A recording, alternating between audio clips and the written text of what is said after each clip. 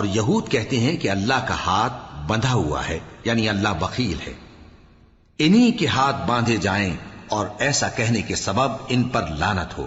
اصل یہ ہے کہ اس کے دونوں ہاتھ کھلے ہیں، وہ جس طرح اور جتنا چاہتا ہے خرچ کرتا ہے۔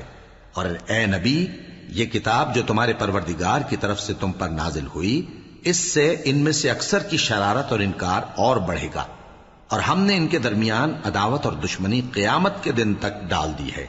جب کبھی انہوں نے لڑائی کی آگ جلائی، اللہ نے اس کو بجھا دیا، اور یہ ملک میں فساد کے لیے دوڑتے پھرتے ہیں، اور اللہ فساد کرنے والوں کو دوست نہیں رکھتا۔ اور اگر اہل کتاب ایمان لاتے اور پرہیزگاری کرتے تو ہم ان سے ان کے گناہ دور کر دیتے اور ان کو نعمت کے باغوں میں داخل کرتے۔